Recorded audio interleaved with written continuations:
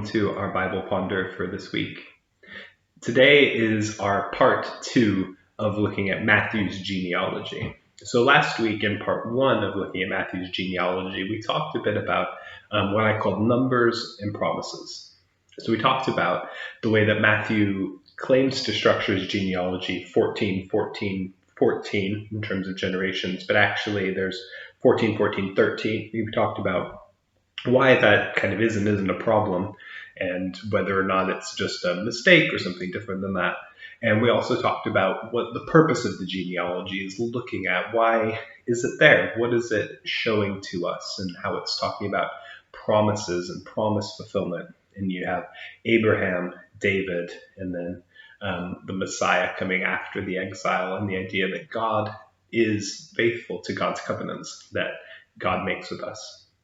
So that was last week. If you want to hear more about that, go and check out that video. Again, anytime you want to find any of these, there are playlists, subheadings in our video sections on Facebook and YouTube. Just pull up the Bible Ponder playlist and you'll find all of the ones that we've done all the way through lockdown, but especially last week's if you want to hear Matthew part 1. So this week in part 2, I want to talk about some of the people who, in some sense, maybe shouldn't be in this genealogy. And specifically, right off the bat, in a genealogy, we're obviously talking about men. It's always the son of, or in the King James, so-and-so begat, so-and-so begat. And that is because inheritance was through the male side of your genealogy. So in both Matthew and Luke, you have Jesus' genealogy going back through Joseph, not Mary, because it's a patriarchal society.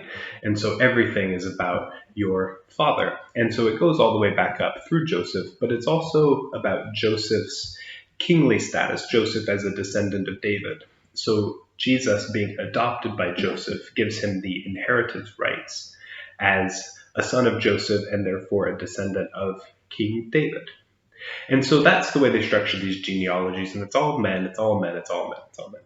But there are some women mentioned in this genealogy, and what is interesting about them isn't just that there are women mentioned in, again, this very patriarchal society, but it's who they are and what they did that makes them so out of place. Because when we look at Jewish history, and especially the history that we have in the Hebrew Bible, there are lots of women who could be in the genealogy of Jesus who we could point to as great characters in the Old Testament, whether it's Sarah, the wife of Abraham, who in her old age bears the son Isaac, who is then the father of all of these generations. Abraham could not be the father of many generations without Sarah. Or you could have, different women who are involved in these great stories, but the women you have, I think, are there. Obviously they're there specifically, but they're there for a purpose. So what I want to do in this week is go through each of these 4 women and tell their stories, give them a chance to be heard for who they are, not just as a name in a genealogy. But then once we tell their stories, we can unpack a bit about why they're there and why that's significant.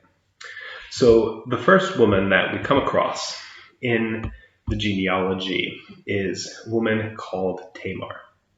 And so in verse 3, Judah, the father of Perez and Zerah, by Tamar.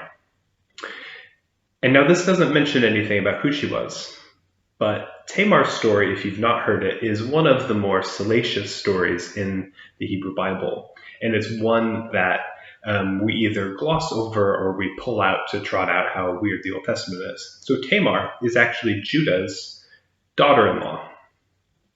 So Judah, who is then, has some sons, and one of them marries Tamar.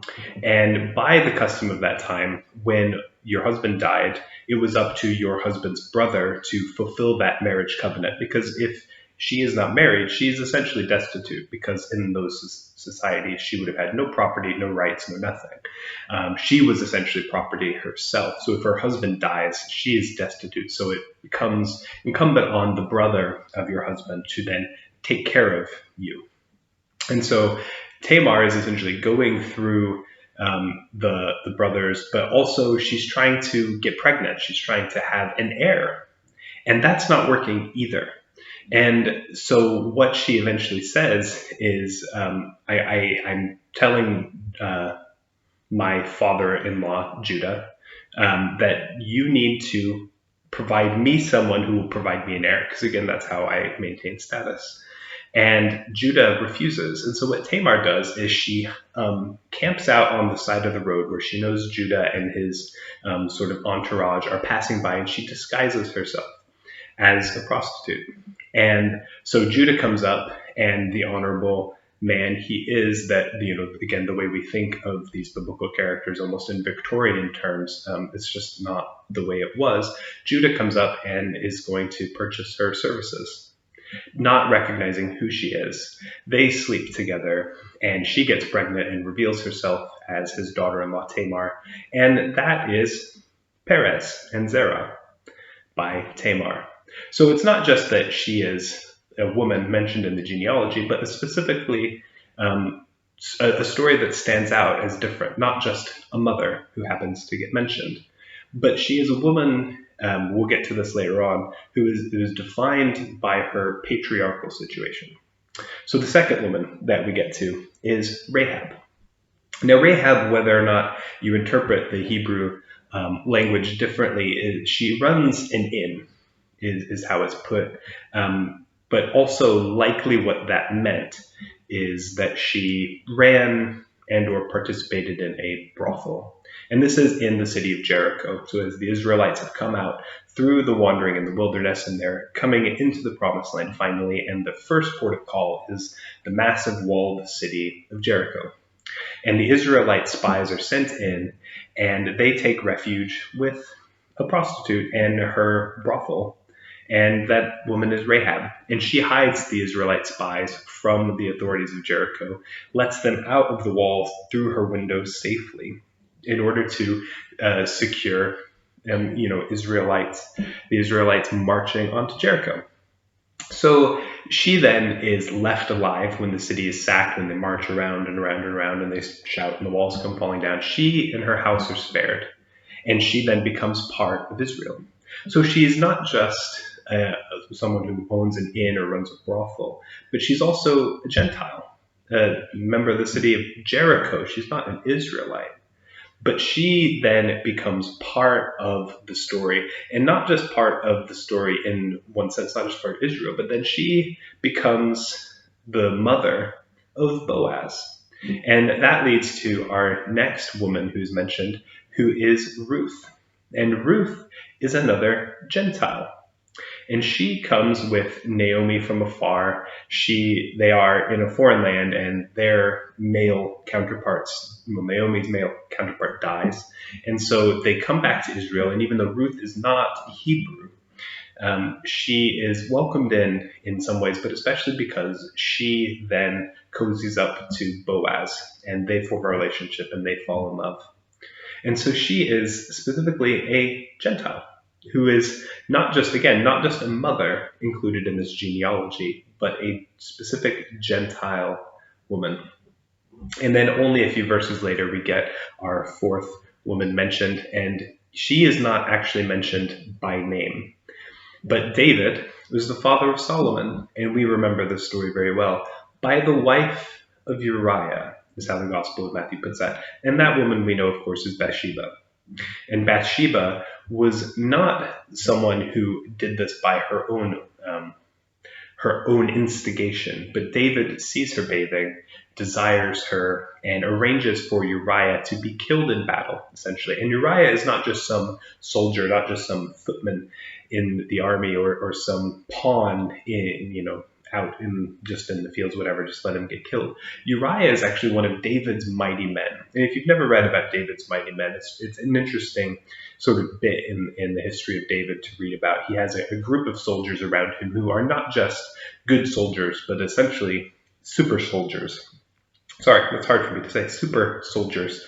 And the stories of their exploits are legendary, and the things they do are pretty unbelievable. The battles they fight and win sounds very like the stuff of video games or Greek myths. They're just immense and incredible powerful warriors who fight so much for the nation of Israel. So it's not just another soldier, Uriah. He is one of David's mighty men. And David desires Bathsheba so much that he has one of his own mighty men, one of his own trusted, powerful, important soldiers essentially killed so that he can take his wife. And that he does that after he takes Bathsheba in secret, and Bathsheba gets pregnant with Solomon. And in order to assuage his own guilt, David has Uriah killed. So those are our four women mentioned. And so again, they're not just mothers in the genealogy who happen to get name checked, yea, women. They're four very specifically odd cases of being mentioned because they four have very interesting stories. But what links them all together isn't just the idea that maybe I first heard when I first heard about them, is the idea that God comes through imperfect people. And even though our stories might be imperfect, that God still works and Jesus still came through this genealogy and through all of these imperfect people, including these women. And I think there's maybe some kind of mirror image of truth in there, but I think the way it's put is not the way I would put it, because I think that is putting a lot of the onus and a lot of the idea of who these women are as being almost bad or sinful women, but they get included anyway. So it's like, these women are sinful. But what have they done? Who are they? What makes them, in that sort of way of thinking, sinful? Well, it's the structures of patriarchy and misogyny that cause them to be who they are. It's the system that Tamar lives in which she has no autonomy and no ability to make a life for herself and is dependent on the men in a family she has married into in order to have any way of living.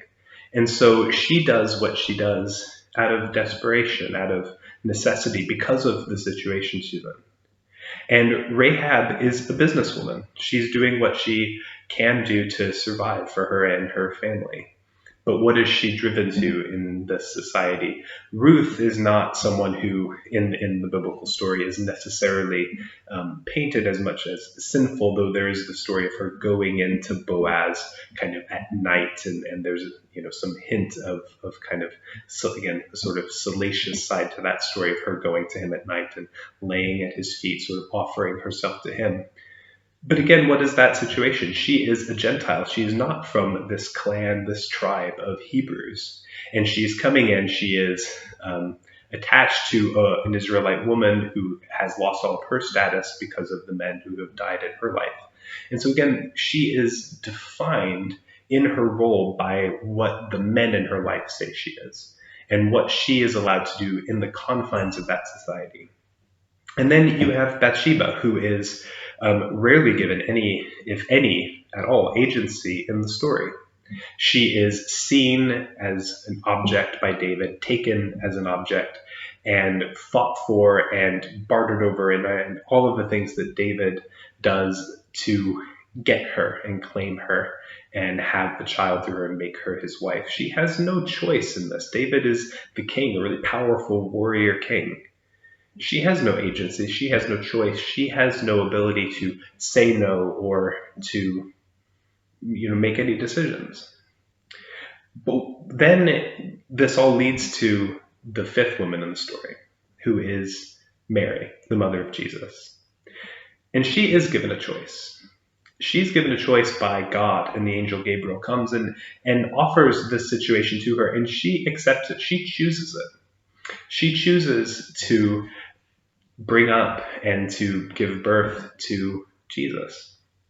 And so it's an incredible moment of, even though throughout the genealogy, throughout history, the men of the human race have denied these women rights, or they have subjugated them, and they have defined who they are based on what the men want them to be. Mary is given a choice and elevated to a place of incredible status and incredible privilege and incredible beauty, but given a choice in the matter. She is not taken as Zeus in the stories of the Greek myths comes and just takes and has his way with women. That's not how this story goes. Mary has a choice, and she is part of choosing to be the mother of God. And that, I think, is an incredible part. And so these 4 women who come earlier on in the genealogy lead up to Mary, to the Holy Mother, and to her incredible story. And so I think why these women are there, partly, is showing that God does not value people based on the way human beings put value on them. God sees these women, Tamar, Ruth, Rahab, and Bathsheba, as part of the story, not as objects that can be bartered and sold and taken and used. They are human beings. And so they get named, and I think appropriately so, because they are strong and they are resourceful and they are people who did what they had to do. And all of that leads up to Mary and to Jesus. So that's my bit of part 2 on Matthew's genealogy. Next week, we'll take a look at Luke's genealogy, which is quite a bit different than Matthew's, both in what Luke is trying to do, but also in the names. And we will talk about why that is, or whether we know why that is. So we'll talk about Luke's genealogy next week, and then the following week, we'll kind of bring it all together, talk about them both as genealogies and kind of contrast them to each other and see where we get to with that. And then, of course, after Christmas, we'll come back together for a Zoom discussion. So thanks for watching, and again, catch up on last week's, and look forward to catching you this evening and next week as well. Thanks.